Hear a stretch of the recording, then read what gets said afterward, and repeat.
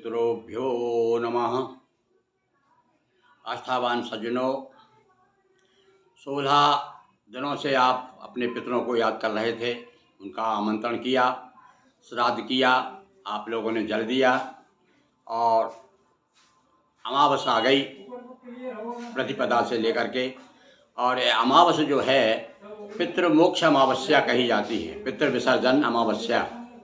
तो आज हम आपको बता रहे हैं कि आपने पितरों को तो आमंत्रण दिया, उनको बुलाया, हमने आपको श्राद्ध करके बताया भी किस प्रकार से हम पितरों को बुलाते हैं। और इसी प्रकार से जैसे सम्मान के साथ बुलाया है उसी प्रकार से सम्मान के साथ उनका विदा भी करना चाहिए।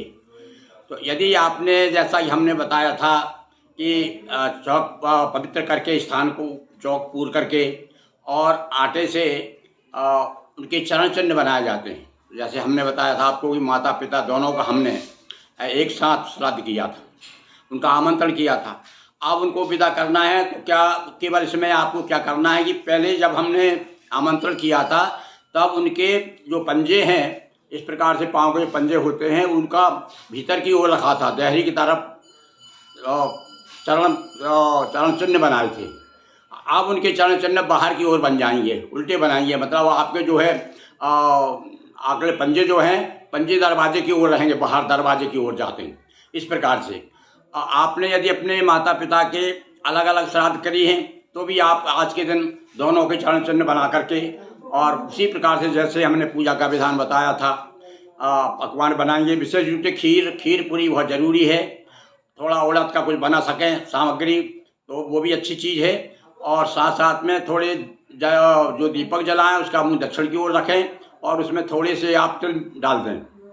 और इस प्रकार से दक्षिण की ओर आपका मुंह दक्षिण की ओर होना चाहिए।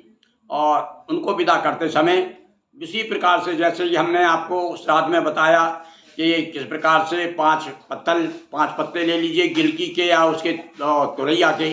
आप शहर में हैं, आप उसको पत्ते नहीं मिलेंगे तो आप पत्तल ले आइए, पत्तल में पत्ते निकाल लीजिए 5, जो पंचबली कहते हैं जिसे, वो ज़रूरी है, कौए की, गाय की, चींटी की, जो 5 दी जाती है, जो हमने बताया था आपको। उस प्रकार से वैसे ही करना है। आपको केवल क्या करना है, उनके चरण चिन्ह बदल देना है और उसके बाद में एक ब्राह्मण का भोजन कराइए।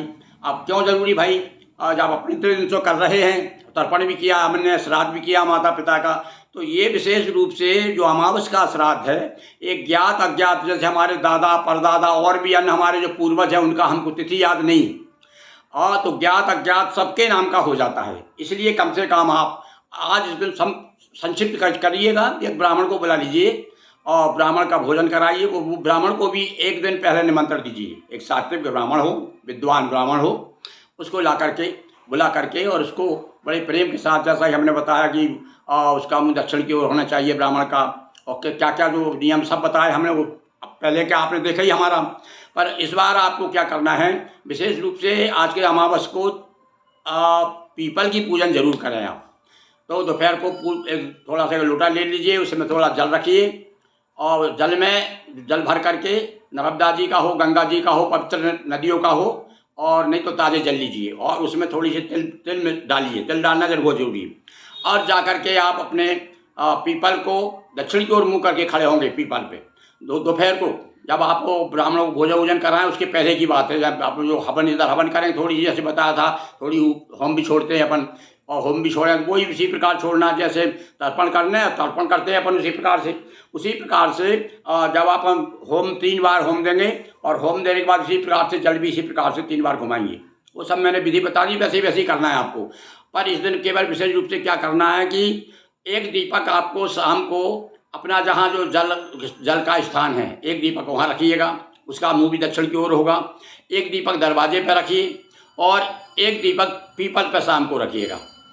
ये इतना काम और विशेष करिए और प्रार्थना कीजिए कि हे पितरों, हमसे जो भी भूल चूक हो उसे क्षमा करें और आप इसी प्रकार से हमारी ऊपर कृपा करते रहें और पधारें। और इसी प्रकार से हमारे संतानों को अपने आपके ही हम सब संतान हैं, हम पर आप कृपा आपकी बनी रहे।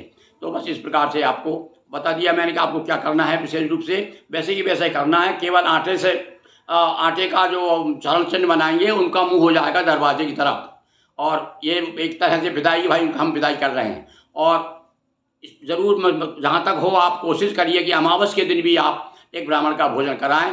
और इस निमित्त जो लोग रह गए हैं, जो अज्ञात जो पूर्वज हैं, उनके नाम से भी हो जाता। अभी तक हम क्या करते हैं, 3 पीढ़ी गुजर दिया हमने, 3 पीढ़ी के निमित्त से हमने हवन किया, अब ये सबके नाम से हो जाएगा। तो इस प्रकार से यदि आप करेंगे तो निश्चित रूप से आपके पितर बड़े प्रसन्न होंगे। हाँ, पर विशेष रूप से आप ये ध्यान दीजिए कि वो दीपक जलाना है आपको, दोपहर को पीपल पर जल चढ़ाना है, और शाम को तो और मतलब एक दीपक वहाँ भी पीपल पर चढ़ाना है। इस प्रकार से ये काम करना है। तो मैं समझता हूँ कि निश्चित रूप से मेरी बात आपके समझ में आ गई होगी।